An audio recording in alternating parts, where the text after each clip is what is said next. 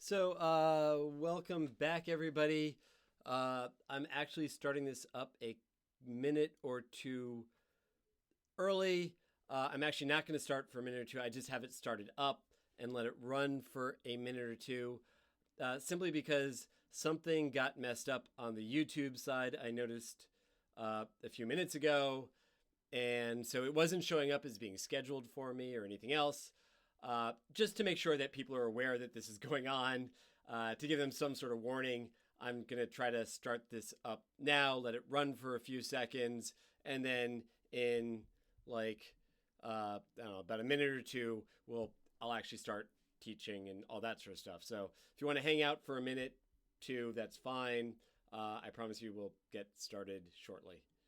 So.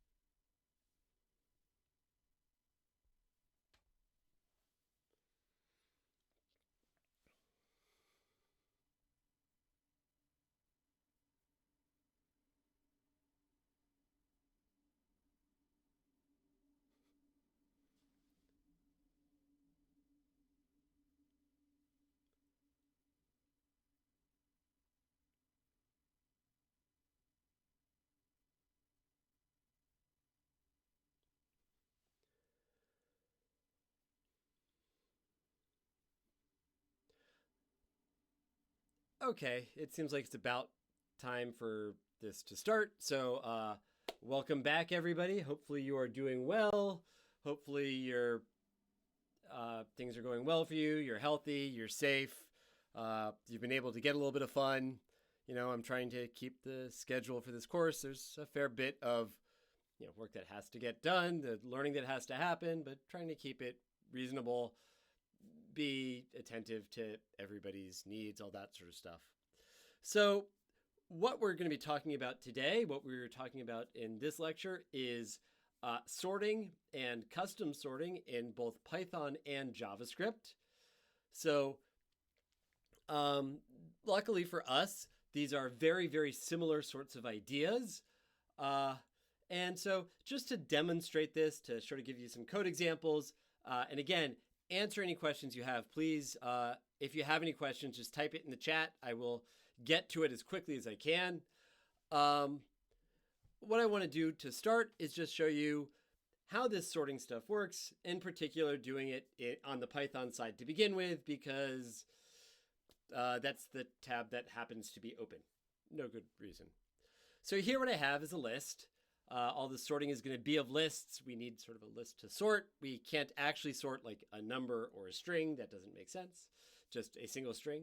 And dictionaries are by definition unordered. In fact, depending on how you access a dictionary, you may see that the keys come out in different orders at different times. That's what it means to be a dictionary. So here I have a list of strings. Some of you may recognize this. These are the letters, notes on a treble clef in music. It's like the only thing I remember from when I took music. Make that capital D. So every good band deserves fun, e.g. B, D, F, which works, but it's not actually ordered. It's not sorted. So what I did is I have here a call. The way that we sort lists by definition is dot sort. We call that sort function that sorts the data. And you'll note I included here a mistake. Please don't do this. I want to make clear that you should never do this. And to make clear you shouldn't do this, note that I have two different things here. I have this variable treble, that's the list we want to sort, and then this return value. I have something assigned to what it returns. Please don't do this. So just to show you what happens, after I call sort, if I print out treble, note that what happens is treble's value changes from every good band deserves fun to band deserves every fun good. That is, it alphabetized the entries in that list, right? We have a B, then a D, then E, F, and G. So when we call sort, it's going to use the fact that lists are what we call mutable, that lists can have their contents changed as things are running.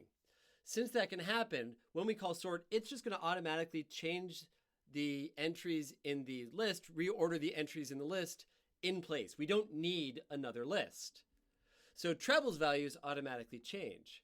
And in fact, if we print out the value that gets returned, if we print out, please don't do this, you'll see that please don't do this is assigned that special value none. In Python, the sort function does not return anything. You cannot use its return value. In order to sort something, we don't want to use please don't do this. That is not going to work. We just want to call sort. So this is how it works with strings. Just to show you, it works with both numbers and strings. I've got now two lists here. Count, which is a list of ints, right? The numbers 5, 4, 4, 8, and 3. The ints 5, 4, 4, 8, and 3. And then count but stir, which has the exact same data, but each thing is a stir, is a string. So again, I can use .sort. Note that I'm not using the return value because as we saw before, that's meaningless. So now when I sort them and when I print them out, what you're going to see is that they get sorted differently. And the way they get sorted differently is 3, 4, 4, 5, and 8. You'll note that first value, count, doesn't have quotes there, right? They're still ints. Of course they are. For count but stir, it's been alphabetized. Those are strings. But of course we get 3, 4, 4, 5, and 8. We get them as strings themselves. So we can use this with numbers. We can use this with strings. Either way, sort works. It does that natural ordering. Now, one thing you may have noticed, you may realize, you may have looked down at the next set of lines, is I kind of cheated there, right? All of those were single-digit numbers. So this next example does the exact same thing. The only difference is that here I've got natural, which has a bunch of ints, 3 and 8, 43, 50, 400. And then natural-ish, which is the same thing, but each thing is a string. And so we're still doing natural orderings of the data. So we'll call .sort on each one of those lists, get them into order, and then print out the results. And when we do that, you can see that the ordering now isn't the same. The first list, the natural list, the one of ints, is in the order the way that you would think about it. 3, 8, 43, 50, 400. Natural-ish doesn't seem like it's in order at all, right? We've got 3, 400, 43, 50, 8. The reason why it's in this weird order is because, remember that natural-ish, those aren't numbers, those are strings. All of us, all of you, arguably me, we all have an IQ over 0, right? We can all see that all of this data in natural-ish, yes, they're strings, but they clearly contain numbers. Obviously, it would seem reasonable that probably we want to order them the way that we would order numbers. But that requires an IQ above 0. From Python's perspective, all those data are strings, and the way that you order strings is alphabetical. This second list is alphabetized. So first comes the letter 3, the digit 3. Then we have the two numbers that have a digit 4 because 4 is less than 5, right? So 4 comes before 5. That's alphabetization. A 0 comes before 3. again, this is alphabetical ordering. The 5 comes before 8. So the number 50 would come before the number 8. And if you give Python a string, it's going to sort it alphabetically, period, end of story.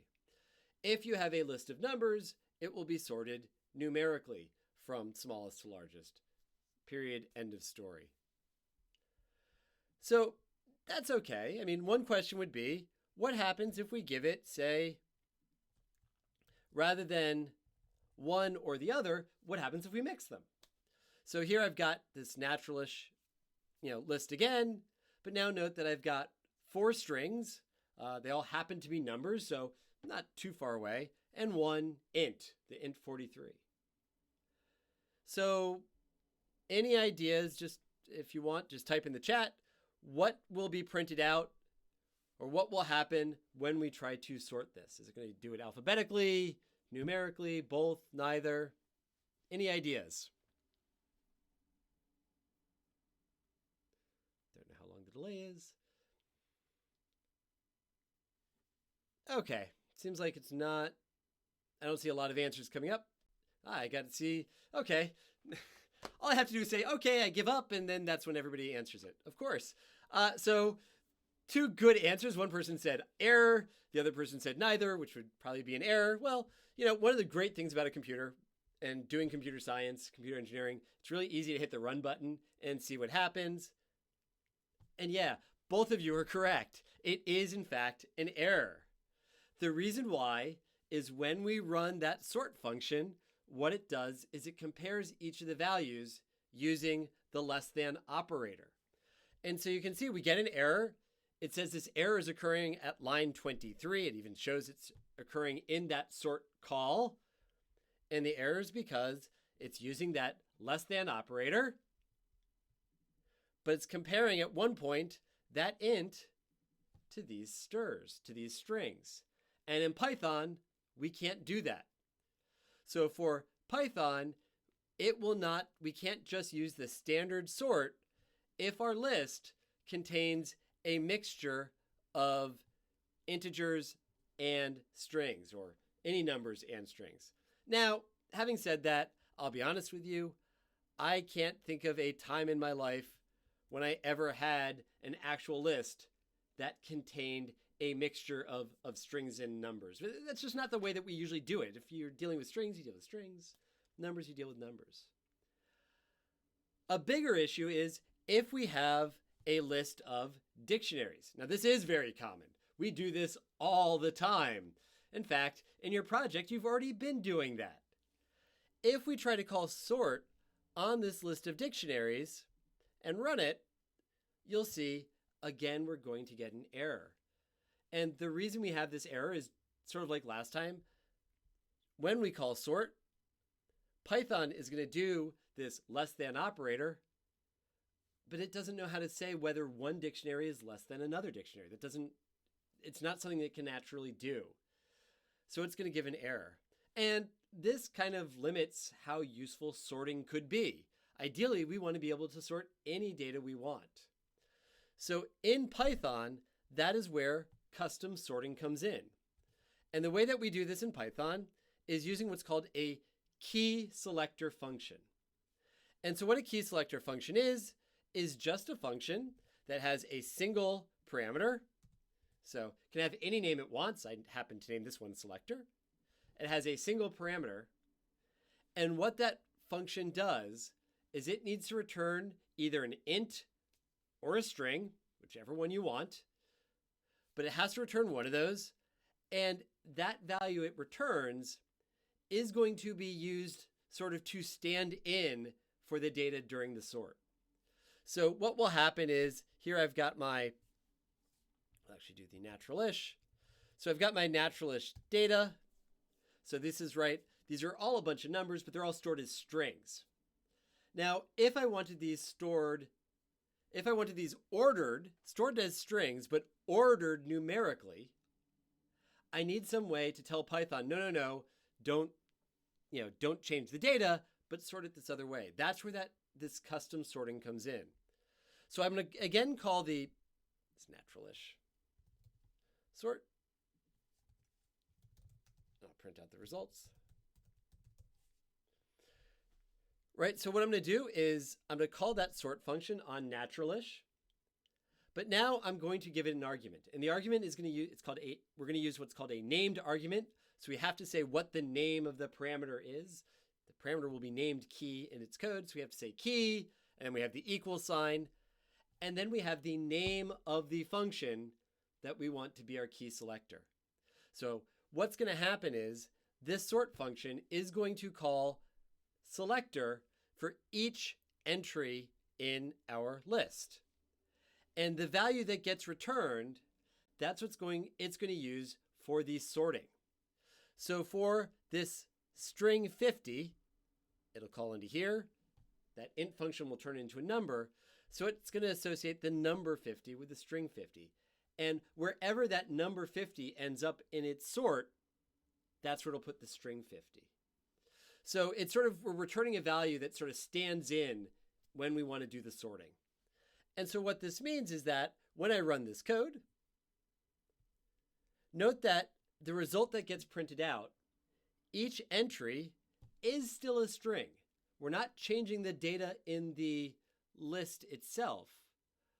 But unlike before, where it was sorted alphabetically, because it used the selector and the selector returned an int, a number, all of the data was sorted numerically. So now we have it in the order that we would expect. And we can use this if we want to, sort numbers, strings that contain numbers as numbers.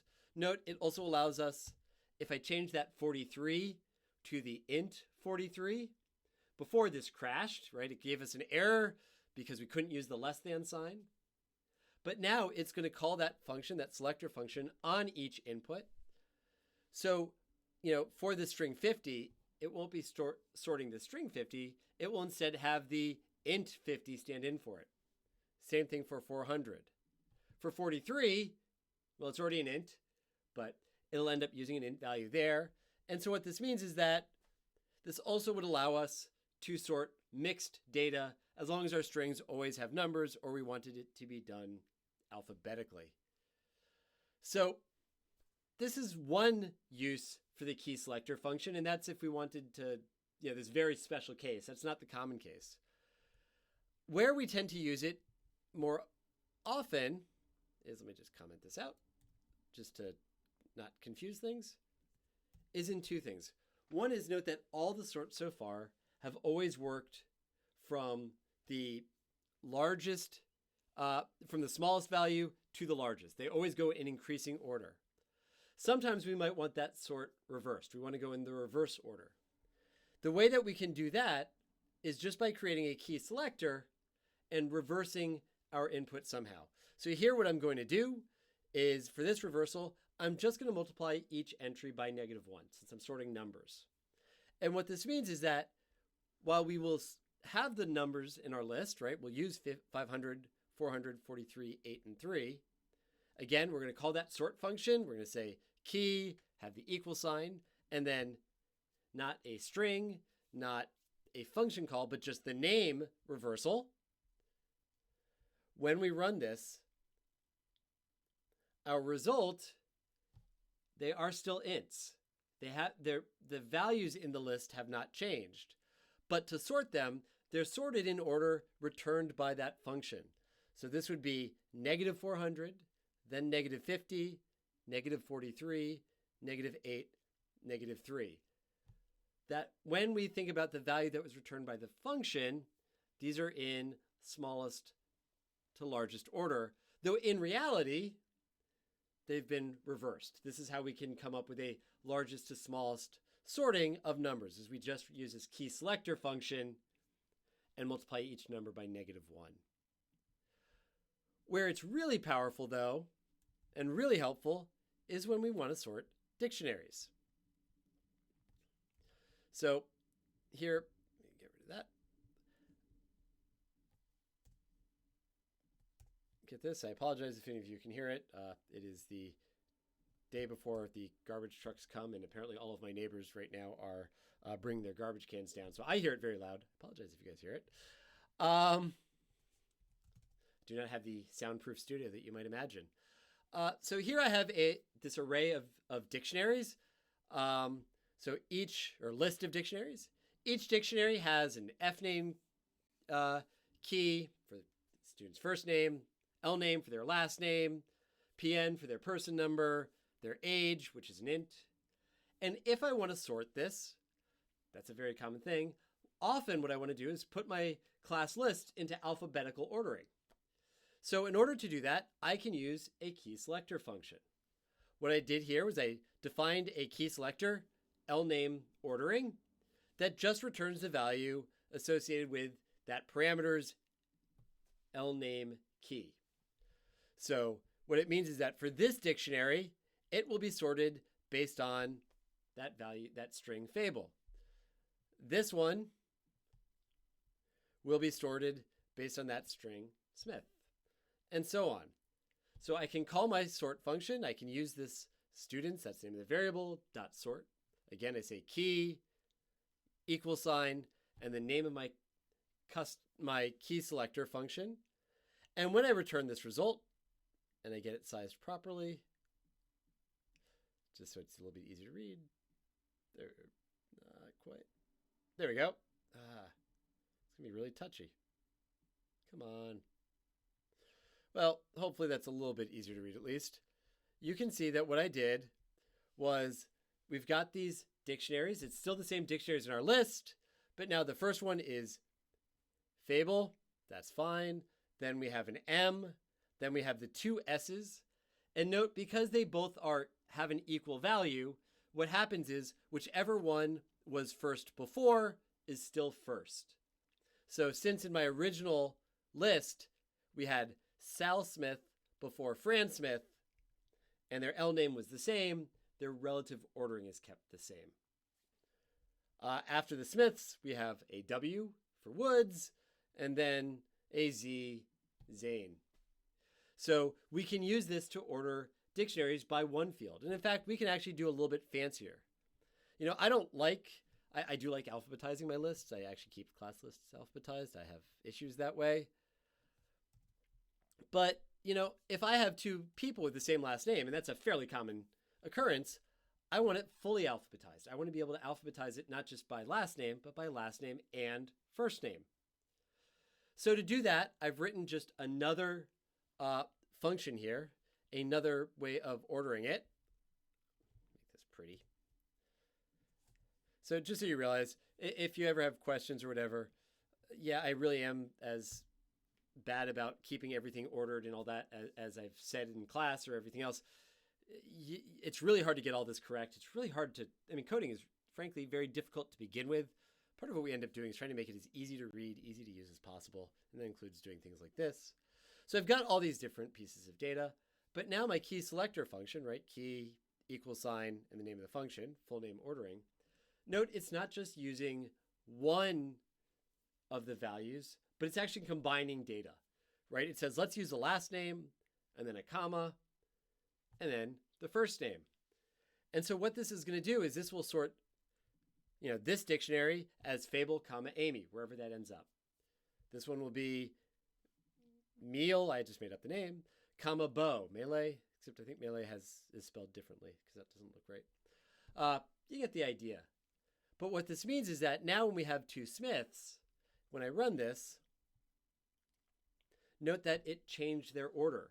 Because even though they have the same last name, Smith, the string that's going to get returned by this key selector is Smith, comma, Fran, and Smith, comma, Sal. Since F comes before S, Fran Smith got ordered before that dictionary got ordered before the dictionary with Sal Smith. And so this can be very good. We could do even weirder things if we wanted, right? There is no requirement that things make sense. We could do it by, any sort of variable you want. All that you know is you're going to get a parameter. Your key selector just has to have one parameter, and then simply return a value. The value needs to either be a number or a string, and it needs to be consistent, but you can choose what you want. Python has no IQ to challenge you. This is fine if we're always using strings. This is fine if we're always using numbers. Where this can be a problem, however, is in this last example. Suppose I could actually highlight everything. There we go. I wanted to sort stuff. I wanted to sort all that data by age. And so I want everybody from the youngest to the oldest. And then after I sorted them from youngest to oldest, if there are any ties in age, I want to break it up by person number or name. This is actually going to be really difficult. And the reason this is going to be very difficult is I have two different types that I have to combine here, right? I have both the string person number and the int age. And I need some way to combine it because my key selector function can only return one value and I can only have one key selector function. So the easiest way I thought of to combine it, the only way I can honestly think of to combine it, is to turn that age into a string, but that means my key selector function is returning a string. So again, I'm going to sort it. Note, I don't use that return value. That's still bad. I call .sort. I say key, then have the equal sign, then the name of the function. This is a really long one. And what I'm going to do is I'm going to print students, and I have it being printed out twice. I'm not sure why. I'm going to actually get rid of that second one. And when we run it, you can see the results aren't what we would probably want. It has been sorted in order of the combination string, age, space, and then person number. But of course, that was a string. Everything got alphabetized. And so what this means is that the 18-year-old is first, then that's probably why I have it. It's really hard to read if I don't do this. I'll print it out twice so we can look at the second one, which will be easier to read. So first comes the 18-year-old, then the 21-year-old, the 22-year-old. Note there are two 23-year-olds. It's, not bad. And where there was that tie, they were in fact ordered by their person number. So that part was pretty good. But the problem is the 8-year-old, I was actually thinking of UB students with that.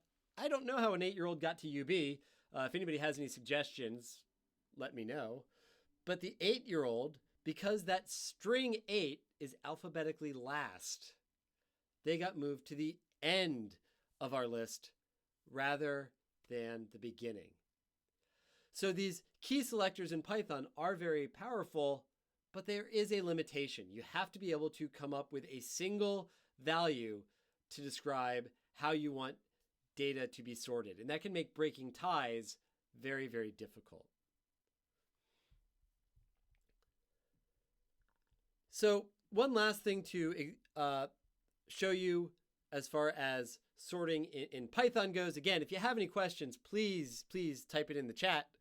I'm doing my best to anticipate whatever questions you might have, what errors that have occurred before. But obviously your questions, issues would be better. The last thing I just wanted to point out is everything up until now, we've looked at numbers, we've looked at strings, we've looked at dictionaries. This also works for lists of lists. So here I have a list of lists. I named it list of list, right? So it is a list, but inside it, each of its entries are themselves lists. If I wanted, I can sort this just the same way I can sort a dictionary. I will need a key selector function. Here I happen to name one. I created one index 1 order that just returns whatever entry is at index 1. So to sort the list this way, I use my variable .sort key and then the equal sign and then the name of my key selector function. And then what I'm going to do is I'll print out the result so you can see it. And of course, what that's going to do is it is going to sort each of those lists, each of the lists inside of list of lists. So first comes 9, 0, 0, because of course at index 1, that has a 0. Then we have 2 comma 1 comma 3 because at its index 1, it has a 1, as does the next one. But since the 213 was listed before 212, it has 213 here before 212. It keeps that same relative ordering when there was a tie. And then the last thing is the 050 because, again, 5 would come last numerically of those 5 items. So hopefully all of this makes sense. Hopefully how sorting in Python makes sense. Because unless there are any questions, what I'm going to do is switch over to the JavaScript side. Give you guys a couple seconds to ask questions.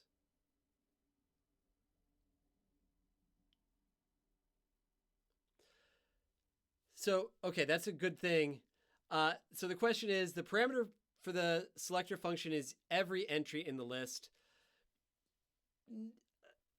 No, but that's going to be a matter of grammar. The parameter for the selector, so the selector is going to have our selector functions will have a parameter. And the issue that the student's saying is, and they say they find it hard to understand since we don't need a for loop to run through, don't we need a for loop to run through a list? You're totally correct. Normally to run through a list, we need a for loop. What's happening here is your eyes are sort of deceiving you.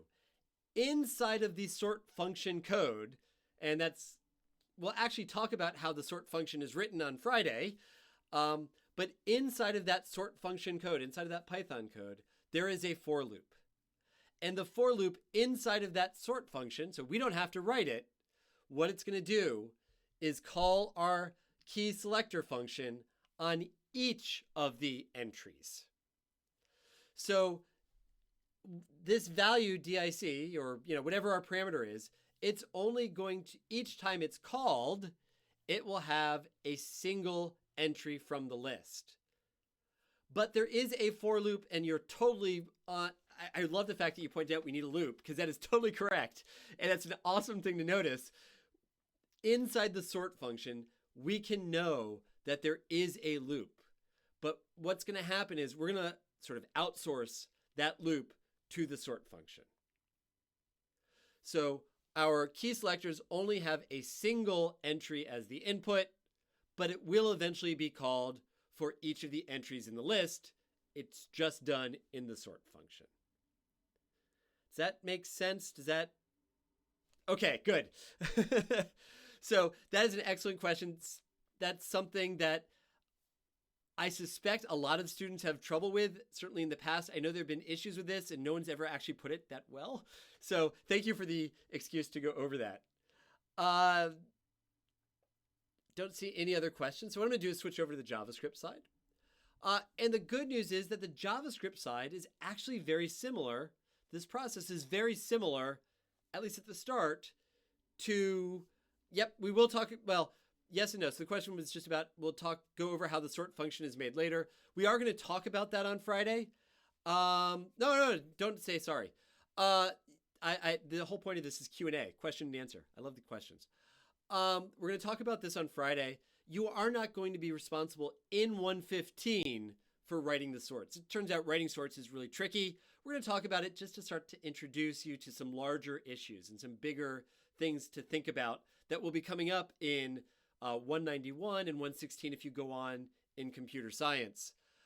So we'll talk about it, we'll demonstrate it, we'll use it as an example, but you don't have to worry in this course about how to write the sort function. We're just going to, all you have to know is how to use it, how to use the key selector and the equivalent in JavaScript.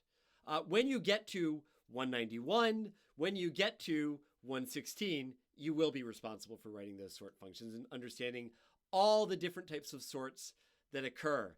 It turns out writing a good sort is incredibly difficult. And so there's lots of different ways to do it. So good question again. So getting back to the JavaScript, JavaScript is going to work in a lot of ways. The basic sort function works the same way it did in Python. We're still using the fact that now we have arrays rather than lists, but they are mutable. So we are going to have a sort function and it's actually going to change the data in place. So if I run this code, I've got the wrong comment style, right? Every good band deserves fun. I call sort. I look at the result from that array, and you can see that even though I haven't assigned the array to anything new, just by calling sort, it reorders it to be in alphabetical ordering. Now, again, just like with Python, I have this variable, please don't do this, that gets assigned the result. One thing that JavaScript does that debatably is nicer is if I just switching between languages, in case you guys ever feel bad about like getting confused because you switched between languages, this is now the second time in a row I typed the wrong comment character. I tried to comment something out using the pound sign, the hashtag sign, which is the Python way. We all do this. If we look at the value that JavaScript returns from the sort function, you'll see it actually does return the list from the sort function. So in JavaScript, we can use the value that gets returned by sort. In Python, we cannot. Having said that, it is legal, it is possible, please don't use the return value in JavaScript.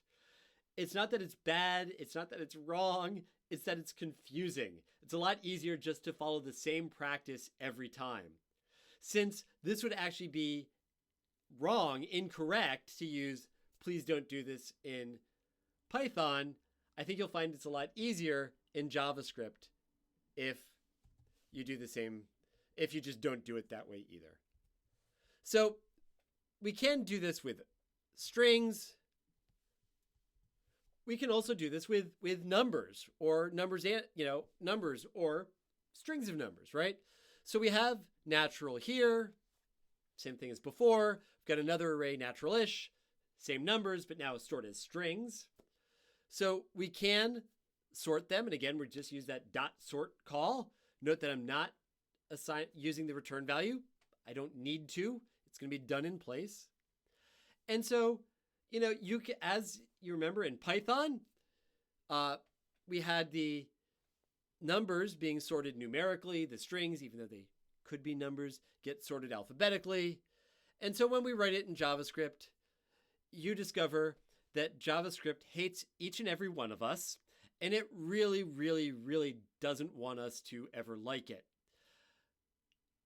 If you look at the results, neither result is sorted numerically.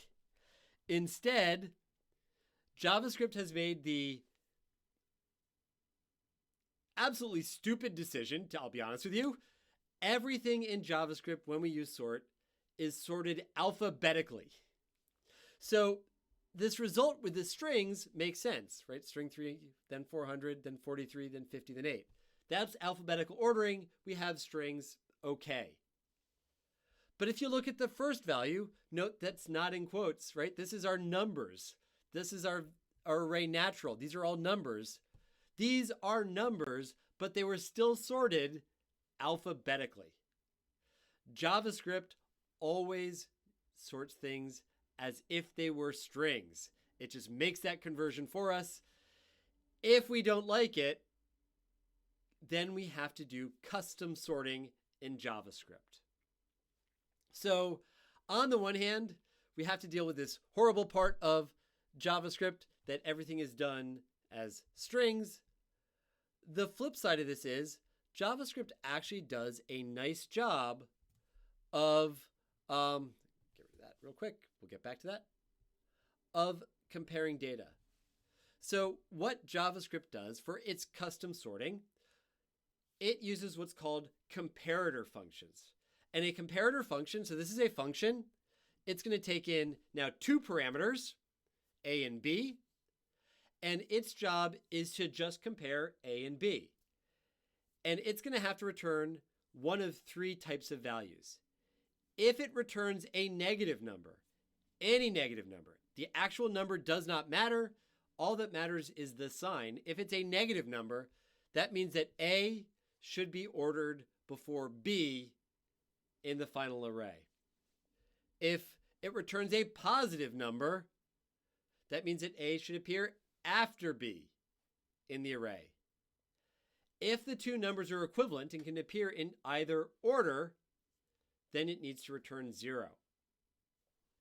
So here I'm going to say if A as a number is greater than B as a number, return 10,485. Again, the actual number doesn't matter. It's only the sign.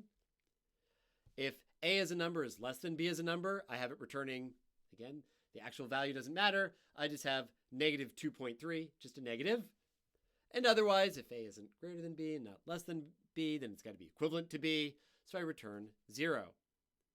So to use the comparator function in JavaScript, what I'm going to do, I have my array.sort, and then for the argument, I just need to write the name of the function. Note that I wrote numcomp here, not in quotes or anything else, not with parentheses. I just put the name of the function. And that tells sort to run its sort, but whenever it wants to compare two numbers, not to use less than or greater than or whatever it wants to use, but instead to call numcomp on those two, I should say entries, those two entries in the array. So again, the parameters are just going to be two of the array entries. It'll happen at different times as a way of getting it into that order. And so if I do this, because I have the typecast there into number, if I run this on my two arrays, in this case, when we have the numbers 3, 8, 43, 50, and 400, of course they already were numbers, so it uses numerical ordering on them. For 3, 8, the strings like that, of course it always did a cast to a number, it always turned them into a number, and so it still was able to work numerically. If I wanted to do it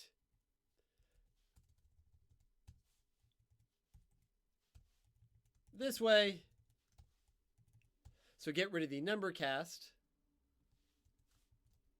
and just say if A is less than, A is greater than B, A is less than B. This will still work, but now, of course, the numbers are going to be compared numerically as numbers, and so they're in numerical order. The strings, since we haven't told it to change, it's going to treat greater than, less than as alphabetizing, and so it's in alphabetical ordering. Now, one trick to all of this is, so you've seen a couple different ways we can do it. One reason why the actual number doesn't matter, just the sign, is it allows us to do a trick. And this is one that I use a lot. It helps me remember how to do it. And that is, suppose we have numbers or things that can be turned into numbers, like in this example. Rather than doing all of that comparison work myself, I can just return the result of A minus B. And if I run this, you'll see that this is actually going to sort everything numerically, right? My results are numerical. And the reason why is, well, let's think about if it's comparing 50 and 400. Well, 50 is less than 400, so we need to return a negative number. But of course, what does that mean? Well, 50 minus 400 is going to be negative 350. The actual number doesn't matter, the sign does, but of course, if that first parameter is smaller, we're always going to get a negative number. Conversely, if we have 400 and then 43, 400 is greater than 43.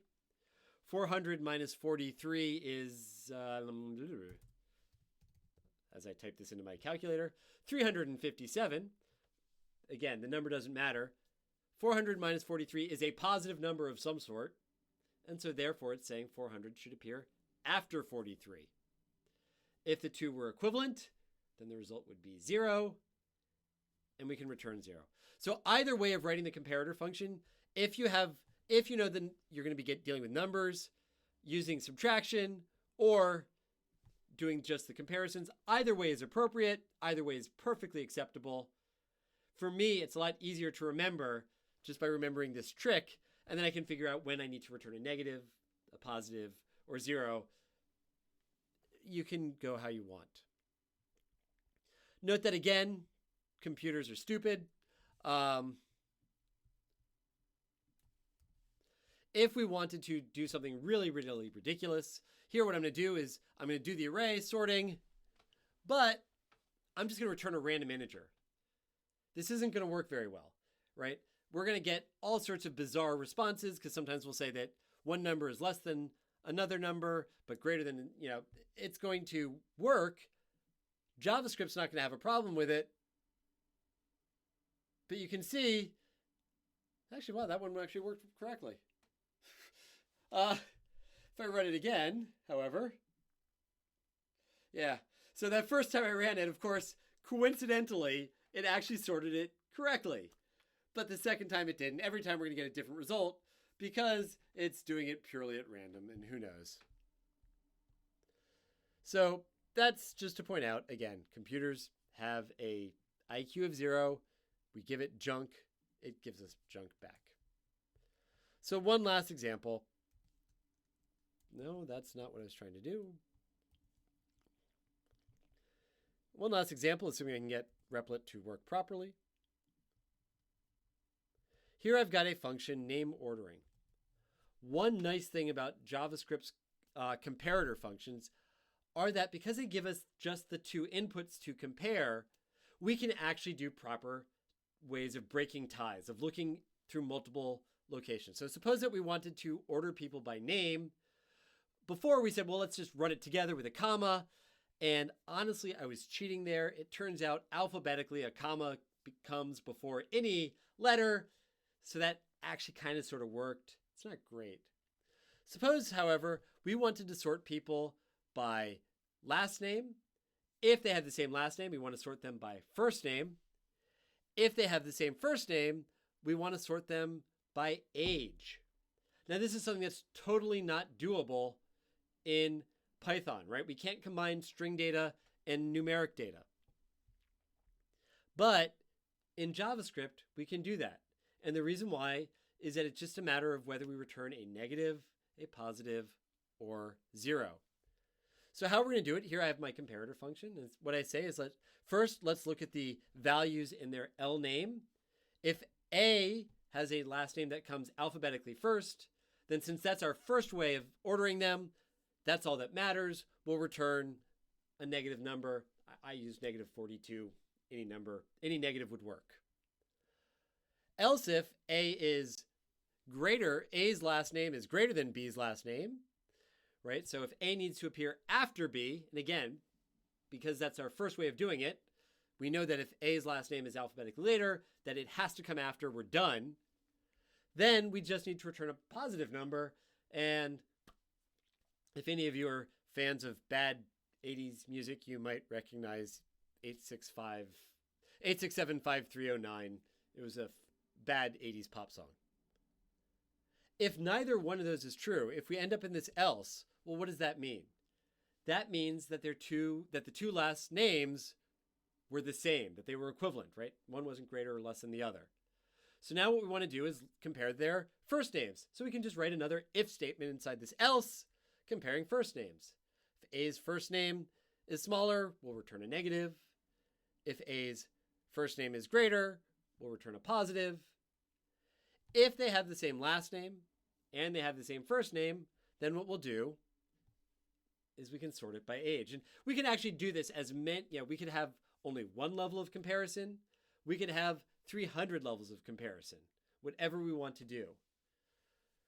So it's just a matter of how many ifs and else ifs and everything else we want. So just to show you this works, I've got that student data from before. If I run this, what you'll see is that I forgot to uncomment a close brace.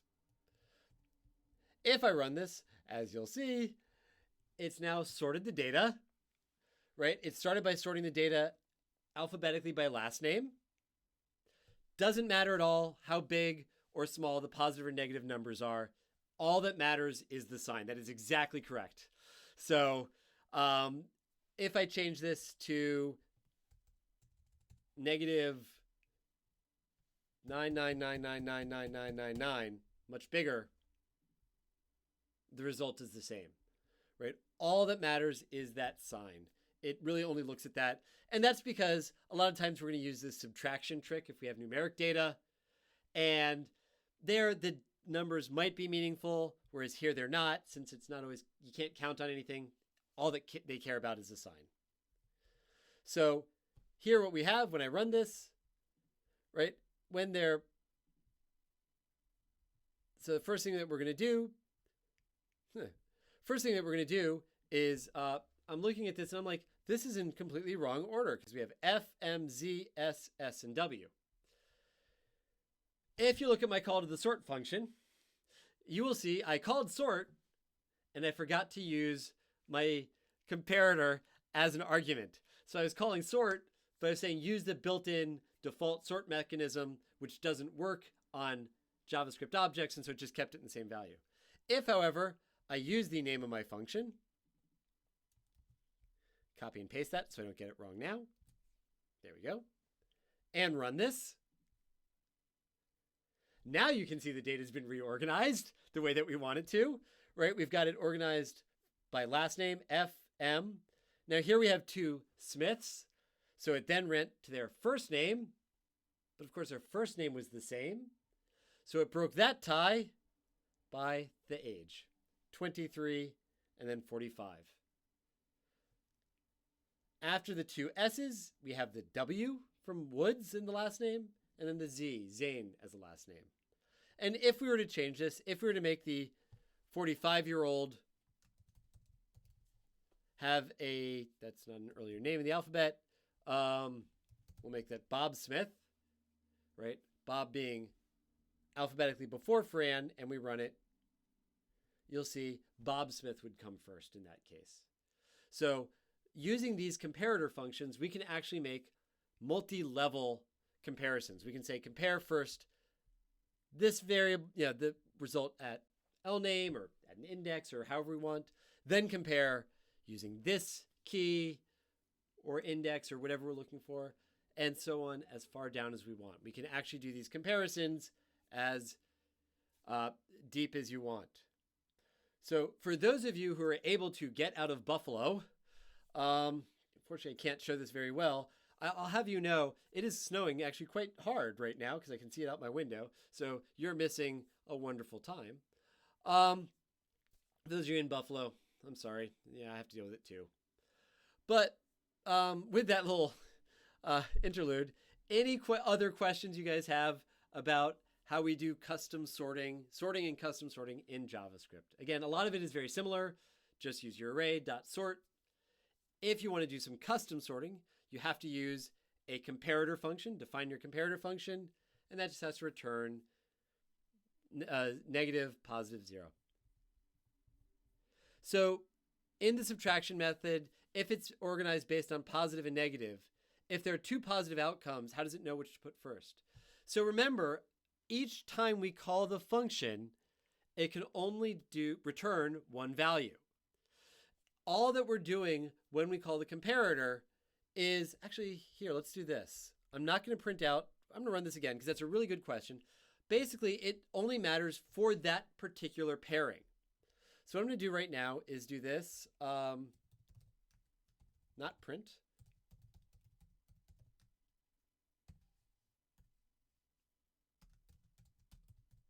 I think this will work. It won't actually.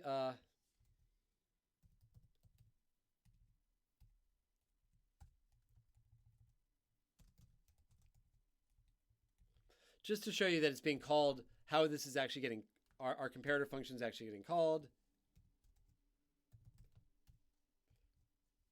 What I'm going to do is just print out a little bit of debugging information. This is actually a really good way to debug code. Make sure I get this A's replaced with B's. So we can just see each time our name ordering function gets called, we're going to print out what it was called on. So what you're going to see here is it's actually going through the data and doing all of the different comparisons one at a time. So first it said, let's compare, Mealy versus Bo Mealy versus Amy Fable. That would be a positive result, right? This has to come after that. And so all that it knows is Bo Mealy has to come after Amy Fable. That's it. It then compares Bo Zane versus Bo Mealy.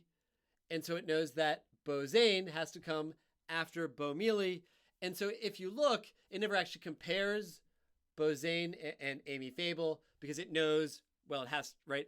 If Bozane has come after Bo Mealy and Bo Mealy has come after Amy Fable, then Bozane has to come after Amy Fable. But at any point in time, we're just returning the comparison of those two pieces of data. How does this compare to this? How does this compare to this? That's it. We're not doing anything other than that, any ordering other than that. Does that make sense? Does that answer your question? Hopefully.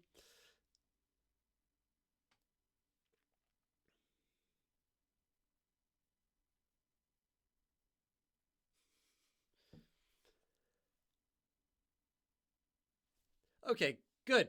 Glad that I can answer your question. I'm looking at the time, and unfortunately, the time right now is just about up.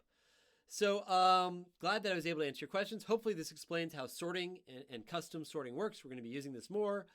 On Friday, we'll talk a little bit more about how sorting is implemented.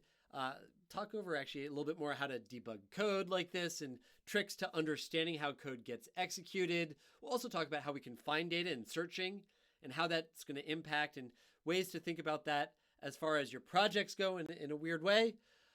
If you have any other questions, please feel free to post to Piazza, to talk to me, go to the TA's office hours. We'd love to help answer any questions you have. And make sure you stay safe, make sure you stay healthy. And if you can, try to have a little bit of fun. And just remember that this weather does suck, but eventually it will get better. So thank you all. Talk to you later.